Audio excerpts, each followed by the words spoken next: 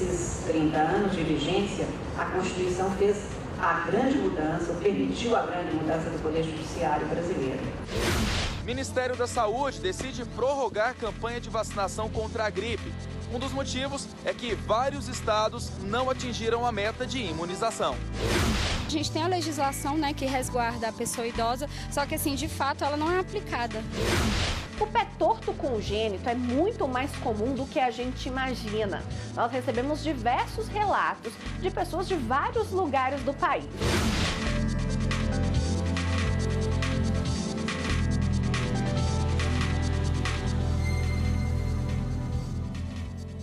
Olá, boa tarde. Boa tarde. A ministra Carmen Lúcia, presidente do Supremo Tribunal Federal e do Conselho Nacional de Justiça, esteve em Belo Horizonte para participar do seminário dos 30 anos da Constituição Federal. O evento é realizado pelo Tribunal de Justiça de Minas Gerais. O seminário Cidadania e Democracia, 30 anos da Constituição da República, é uma iniciativa da Escola Judicial do Tribunal de Justiça de Minas Gerais. A ministra Carmen Lúcia, presidente do Supremo e do CNJ, abriu o dia de discussões sobre os avanços promovidos pela Carta Magna de 1988. Ela lembrou que na manutenção e fortalecimento da democracia, o judiciário é um dos pilares para que os conflitos sociais sejam pacificados. Falou ainda que a lei maior está em constante adaptação para continuar garantindo direitos. Nesses 30 anos de vigência, a Constituição fez a grande mudança, permitiu a grande mudança do Poder Judiciário brasileiro.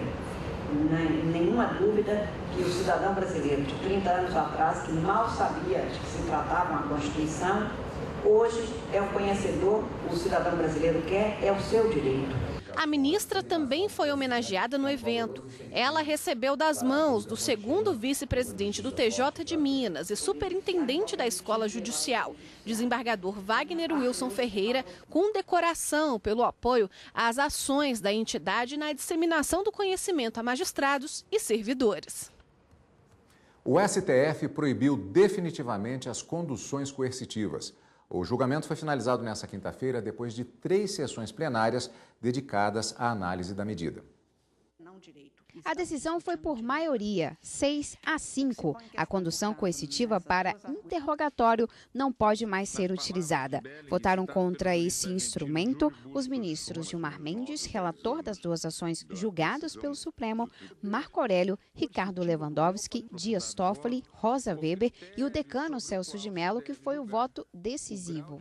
Não tem sentido adotar-se medida de caráter restritivo como a condução coercitiva, seja do indiciado, seja do réu, para interrogatório, sob o fundamento, que me parece equivocado com toda a vênia, de que a pessoa sujeita à persecução penal não se mostrou disposta a colaborar com o Estado, recusando-se até mesmo a expor a sua versão para os fatos que lhe foram imputados. Não importa, o procedimento estatal não pode transformar-se em instrumento de prepotência, nem converter-se em meio de transgressão ao regime da lei. A razão de ser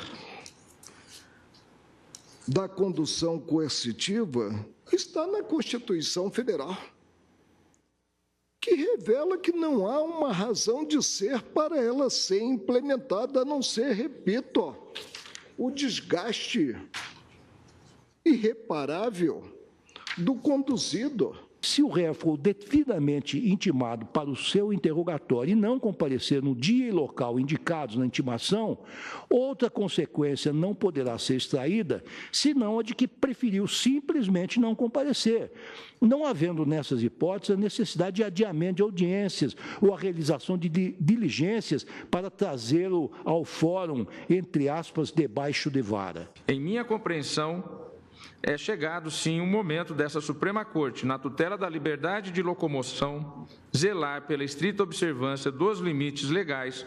O ministro Alexandre de Moraes entende que o ato é válido apenas quando o investigado não comparecer e não justificar a ausência. A presidente do Supremo Tribunal Federal, a ministra Carmen Lúcia, acompanhou os ministros Edson Fachin, Roberto Barroso e Luiz Fux.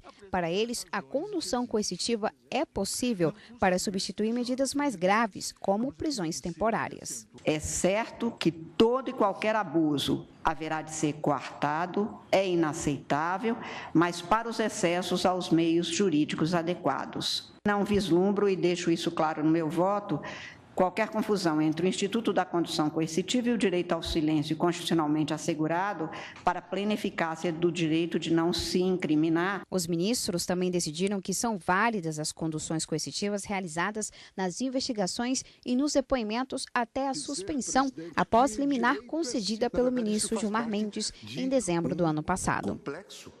O Ministério da Saúde prorrogou o período de vacinação contra a gripe para os grupos prioritários e de risco. Os estados receberam 6 milhões de doses adicionais da vacina.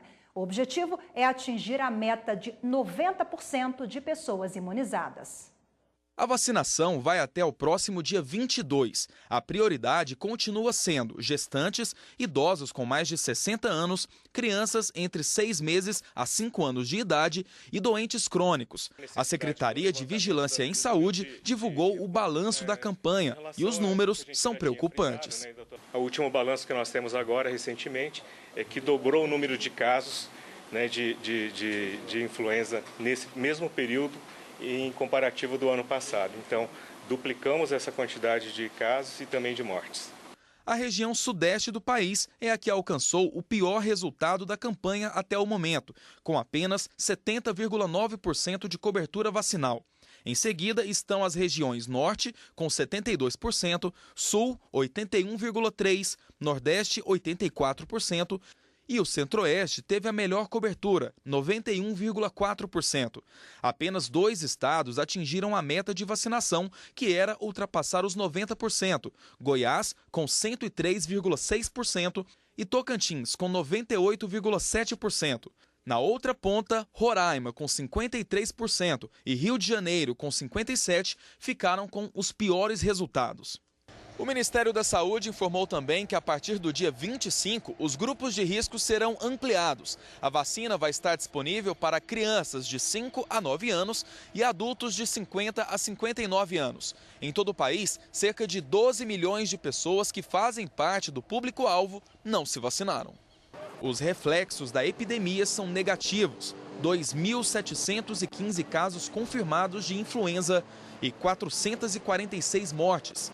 A falta de cobertura, que termina em óbito, é responsabilidade legal dos estados, segundo esse advogado especialista em saúde. A Constituição diz que é direito do cidadão e dever do Estado providenciar a saúde. Isso é uma cláusula pétrea, é um direito indisponível. Então, a partir do momento que o Estado não cumpre o seu dever, o cidadão vai procurar fazer valer o seu direito consultando um advogado, consultando uma assessoria jurídica para que ele tenha respondido os seus anseios. Curitiba cedia o 6º Congresso Brasileiro de Direito Eleitoral. O evento conta com a presença de ministros de tribunais superiores, além de especialistas na área. No segundo dia de congresso, foram abordadas as inelegibilidades trazidas pela lei da ficha limpa. Os debatedores falaram sobre as diferentes interpretações da legislação atual. Outro tema discutido foi o desafio para controlar as condutas vedadas a agentes públicos. Para o ex-ministro do TSE, Joelson Dias, a melhor forma de combater os abusos é a conscientização do eleitor. Claro que a gente precisa ter uma legislação que contemple essas condutas vedadas, a Justiça Eleitoral sempre muito atenta a essas condutas, mas mais importante do que isso é preparar o eleitor para que ele mesmo possa sempre ter a sua visão crítica, possa ser ele a examinar, escrutinar a atuação de cada administrador, de cada administradora para, ainda que às vezes dentro ali do que prevê a legislação, diga ele e ela, eleitor, se aquilo corresponde às suas expectativas. E o 6º Congresso Brasileiro de Direito Eleitoral termina nesta sexta-feira. O presidente do TSE, ministro Luiz Fux, vai participar da última palestra sobre o controle de fake news pela Justiça Eleitoral. E ainda nesta edição do Jornal da Justiça, a cada 10 minutos um idoso é agredido no Brasil. Estatuto do Idoso completa 15 anos, mesmo assim o número de agressões assusta. No ano passado foram registrados mais de 33 mil casos.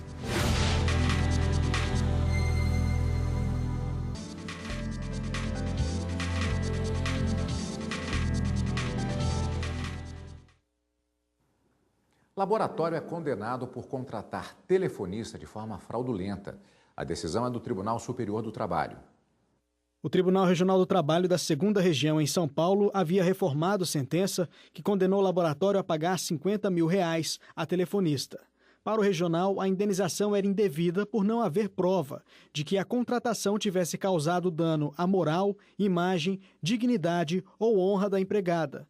Após recurso de revista da profissional, o caso chegou ao TST e a primeira turma restabeleceu a condenação do laboratório. Na ação trabalhista, a empregada contou que depois de 2 anos de serviço prestado, foi procurada por representantes do laboratório para assinar documentos com o objetivo de abrir uma empresa. Os representantes teriam dito que se ela não aceitasse, perderia o emprego. Com medo, a telefonista assinou os papéis. Ela disse que foram abertas empresas diferentes para cada grupo de 4 empregados, com contador e assinatura de contratos. O trabalho prestado por ela, no entanto, não mudou nada, sendo mantida a mesma função, horário e local de prestação de serviço. O laboratório apresentou embargos contra a decisão da primeira turma e o caso chegou à seção 1 de dissídios individuais.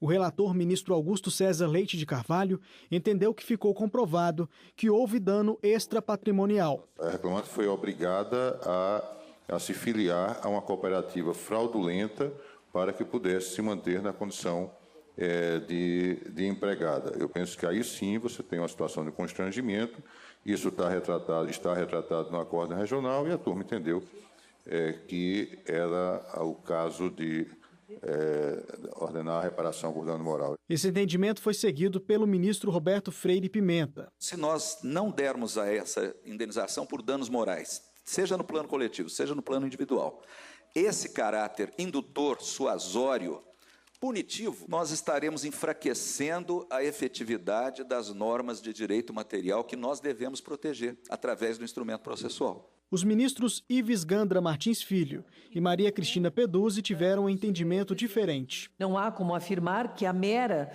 irregularidade da contratação do reclamante gere por si dever de reparar lesão em interesses existenciais. Mas, por maioria, os ministros da SDI 1 negaram os embargos apresentados pelo laboratório. Assim, ficou mantida a condenação e a empresa deverá indenizar a telefonista. Olha só, periodicamente a gente volta a determinados temas nos jornais e que são sempre absurdos. A gente não deveria ter que noticiar certas coisas ainda nessa altura do campeonato. A cada 10 minutos, uma pessoa com mais de 60 anos é agredida no Brasil. Pois é, o índice triste e alarmante revela que, apesar dos avanços conquistados pelo Estatuto do Idoso, de forma geral, esta população ainda é muito maltratada no Brasil. Cabelos brancos, pele enrugada, sinais de que a idade já está avançada. O número de idosos no Brasil cresce todos os anos devido ao aumento da expectativa de vida da população, em especial os que têm acima de 80 anos. Hoje, para cada 2 pessoas com menos de 15 anos, existe uma acima de 60. Além disso, segundo dados do IBGE, até 2050 a população de idosos no Brasil deve triplicar. Mas os registros de maus-tratos também surpreendem. De 5% a 10% dos idosos sofrem algum tipo de violência. A cada 10 minutos, uma pessoa acima de 60 anos é agredida no país. Em 2003, foi criado o Estatuto do Idoso para coibir abusos e todo tipo de violência contra pessoas acima de 60 anos. Apesar disso, só no ano passado, 33 mil denúncias foram contabilizadas em todo o país. Geralmente, o agressor está dentro de casa e muitos casos sequer chegam ao conhecimento da polícia. Em 2016, foram registrados 32.632 casos. Pesquisas feitas no Distrito Federal mostraram que em 60% das denúncias, os filhos são os agressores. 64% das vítimas são mulheres. A faixa etária mais atingida é aquela que vai dos 60 aos 69 anos. Negligência, violência psicológica e o abuso financeiro são as maiores reclamações. Debilidade motora, psicológica, depressão. Érica Silva é assistente social em um abrigo que cuida de idosos. Ela acredita que o Estatuto do Idoso foi bem elaborado, mas falta fiscalização. O Estatuto do Idoso fosse aplicado realmente, entende? Porque hoje em dia a gente tem a legislação, né, que resguarda a pessoa idosa, só que assim, de fato, ela não é aplicada.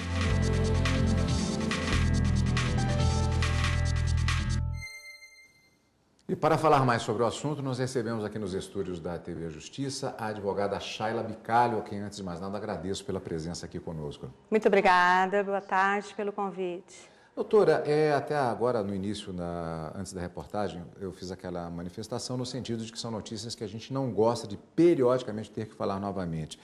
Essa violência contra o idoso, ela pode ser detectada porque deixa marcas ou talvez até esses números sejam até abaixo do que acontece realmente, porque talvez, como acontece em outros tipos de violência, inclusive na violência contra a mulher, muitas vezes as denúncias não são feitas.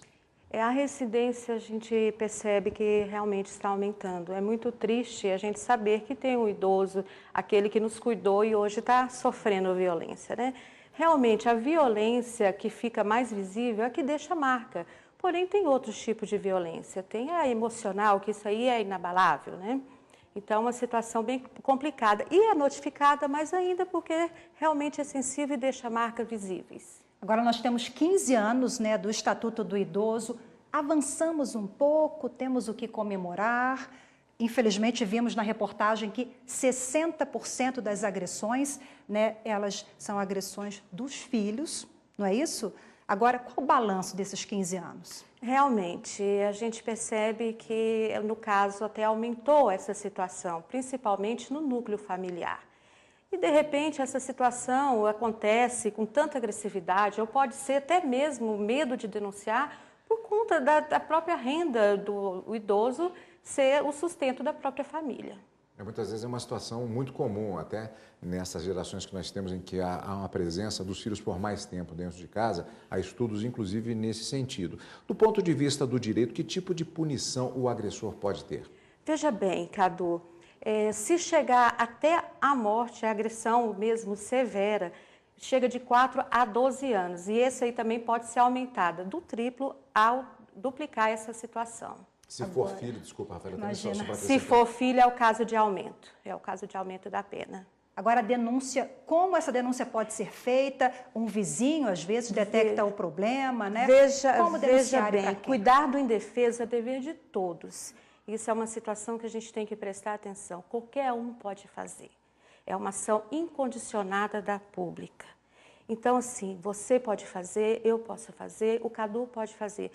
Gente, vamos ligar no Disque 100, é muito interessante. E também tem os conselhos, Conselho Nacional, no nosso caso, Distrito Federal, município e Estado também. Agora, doutora, muitas vezes quando falamos em violência, a associação mais imediata é com relação à violência física.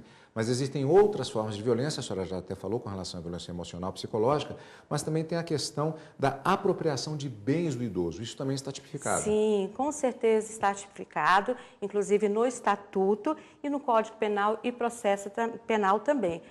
Mas, infelizmente, é mais branda, que chega de ser de 1 a 4 anos e não acarreta prisão. Agora, idosos têm direitos e garantias também, inclusive, previstos pelo Estatuto do Idoso, mas, infelizmente, na prática, falando em violência psicológica e tal, a gente tem a questão da aposentadoria também, né, que às vezes a aposentadoria quase toda vai aí para a compra de remédios que não são oferecidos pelo Estado. A gente tem muita dificuldade, né, em relação a todas essas questões. O que acontece agora de novo? Nós temos ainda que pedir os 25% a mais para o benefício do idoso. Geralmente o INSS ele não concede, mas a gente tem que brigar, inclusive na justiça. Agora tem uma data importante, né, Cadu, que é o Dia Mundial de conscientização da violência contra a pessoa idosa. Falta conscientização também, né? Muito. Temos que alertar a sociedade, mas devagarzinho a gente avança. Isso é muito cultural, tem que fazer sim, tem que se conscientizar sim. Existe um aspecto relacionado a isso também, que é o fato de que em determinadas culturas há um respeito pelo idoso por considerá-lo exatamente todo o respeito que lhe é devido. Infelizmente, na nossa cultura, ainda há aquela coisa da pessoa descartável, da pessoa que não é, entre aspas, útil à sociedade. Isso é um absurdo. Doutora, muito obrigado pela sua participação. Muito obrigada, muito obrigada. Obrigada, até a próxima, doutora. Muito obrigada. E daqui a pouco, após o intervalo, no quadro Eu Faço a Diferença, você vai conhecer a iniciativa de quem ajuda quem tem os pés diferentes. O pé torto congênito é muito mais comum do que a gente imagina. Nós recebemos diversos relatos de pessoas de vários lugares do país.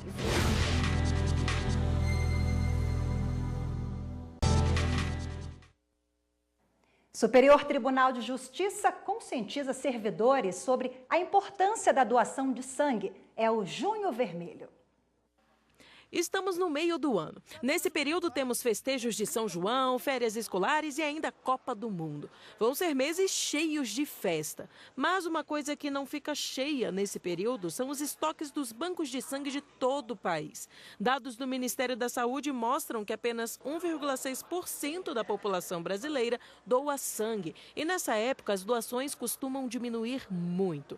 A chefe do Núcleo de Captação de Doadores do Hemocentro, em Brasília, explica que um só doador pode salvar muitas vidas. Com esse trabalho, a gente consegue manter os nossos estoques estáveis. A gente distribui sangue para toda a rede pública do Distrito Federal, então é necessário que a gente sempre esteja atento ao nosso estoque para mantê-lo equilibrado, para a gente conseguir distribuir para toda a rede. O Edgar é cirurgião ortopedista no Hospital de Base de Brasília e médico do Superior Tribunal de Justiça. Ele conhece de perto a necessidade de ter os bancos de sangue abastecidos. Principalmente em casos de acidentes graves, né? Então, eu trabalho também no hospital de base, na parte da emergência, do trauma. Então, a gente opera bastante essas pessoas acidentadas de carro, motocicleta, são acidentes de alta energia. Todo ano o STJ faz campanha para que os servidores que trabalham aqui levantem dessas cadeiras e sentem nessas aqui do Hemocentro para doar sangue e salvar vidas. Todos os anos a gente busca essa sensibilização, distribuindo a fitinha vermelha, colocando no calendário, colocando na intranet, porque a gente sabe da importância disso. Importante porque salva vidas e também é uma grande ação de solidariedade da pessoa. O Leonardo é servidor do STJ e todo ano marca presença no Hemocentro. Ele é doador de sangue há mais de 10 anos e fala da importância dos servidores do tribunal aderirem à campanha de doação. Eu acho muito importante, né? Porque o STJ tem muitas pessoas que têm esse perfil, né? Que pode ser um bom doador, né? Que podem, né? Ter essa oportunidade e não custa nada. E a campanha contagiou até a nossa equipe. Tá vendo esse aí? É o nosso cinegrafista, o Rogério. É bom demais para vocês e para vocês ajudarem as pessoas. Bela iniciativa do Junho Vermelho, né, Cadu? Exatamente. Agora, falando em bela iniciativa, vamos voltar a ver uma reportagem sobre uma iniciativa também maravilhosa, Cadu, que é o seguinte: um pé de um número e o outro de tamanho diferente. Pois é, isso existe, tem muita gente que enfrenta essa dificuldade. E além de ter que lidar com essa situação, tem a questão também de não encontrar sapatos adaptados, que é difícil, né? Pois é, Rafaela, é difícil mesmo. Eu imagino como fica a pessoa na hora de chegar para comprar um calçado qualquer. Mas algumas iniciativas mostram que a união de esforços ajuda a tornar essa, com perdão do trocadilho, caminhada um pouco mais leve para essas pessoas. Veja agora no quadro Eu Faço a Diferença.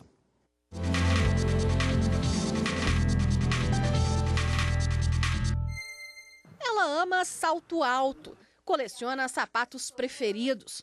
Mas para Érica conseguir se sentir bem com a autoestima elevada, ainda é preciso enfrentar algumas dificuldades. Desde pequena eu sempre tive diferença de tamanho de pé. Por muito pouco tempo na infância foi o mesmo número. E desde sempre a gente teve que comprar 2 calçados, um maior e um menor. Érica tem pé torto congênito, passou por diversas cirurgias, por isso ela calça 37 em um pé e 30 no outro. Diante das dificuldades em encontrar sapatos, ela decidiu criar um projeto, o Cadê Meu Pé?, que aproxima pessoas com a deficiência e monta uma rede de apoio. Eu tenho um grupo no WhatsApp com pessoas de pé torto congênito. E através dessas pessoas, a gente vai conhecendo outras pessoas, Eu faço muita publicação no Instagram também, então eu acabo encontrando pessoas através do Instagram. Ela percebeu que o projeto vai muito além das pessoas que possuem, por algum motivo, um pé maior que o outro. Os sapatos doados também vão atender deficientes que estão em cadeiras de rodas ou até amputados, que têm apenas um pé. O pé torto congênito é muito mais comum do que a gente imagina. Nós recebemos diversos relatos de pessoas de vários lugares do país. E por isso a gente vai conversar com a Isabela, que está lá em São Paulo, e vai contar um pouquinho como é que é essa realidade de ter um pé maior que o outro. Isabela, conta pra gente como é que é conviver com essa diferença. No direito, eu calço 37, 38. E no esquerdo eu calço 36. No meu caso, eu acabo comprando sempre o calçado no par maior, porque assim eu evito, acaba que um pé fica um pouco maior que o outro mesmo, mas eu evito o problema de ter que comprar 2 pares de sapato e ficar com um par que você não sabe o que fazer. Sou muito bem resolvida com a minha deficiência. Meus pais sempre me mostraram que isso só me fortalece, e realmente, porque você acaba, pelo menos, eu busco hoje ajudar outras pessoas. Luciana entrou nesta batalha. A empresária tem uma loja de sapatos. Agora vai investir na possibilidade de fazer calçados de acordo com as necessidades de cada cliente. Eu trabalho com uma fisioterapeuta, que ela está nesse projeto junto comigo. A gente vai fazer alguns exames básicos de ortopedia, que é baropodometria, escaneamento plantar, para a gente ver qual é o ponto de pressão que ela coloca mais no caminhar dela. E através disso a gente vai confeccionar um calçado mais específico para as necessidades dela. São muitas vitórias e muitos desafios, mas a Érica não tem medo deles, não. Para mim é quase uma realização, porque por 26 anos eu não soube o que fazer.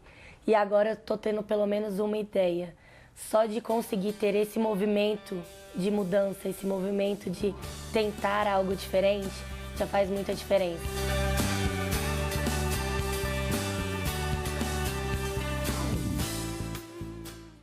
Algumas diferenças, algumas dificuldades das pessoas são mais visíveis. Já existe um certo mecanismo de proteção quase automático, mas outras não são tanto. E é interessante justamente a criatividade no sentido de conhecer outras pessoas que têm problemas semelhantes, exatamente na busca de soluções. Eu não conhecia muito essa situação, Também não né? conhecia não, confesso. É diferente. É bom que esse projeto torna a caminhada aí mais leve, né, Cadu? Mais leve, com certeza.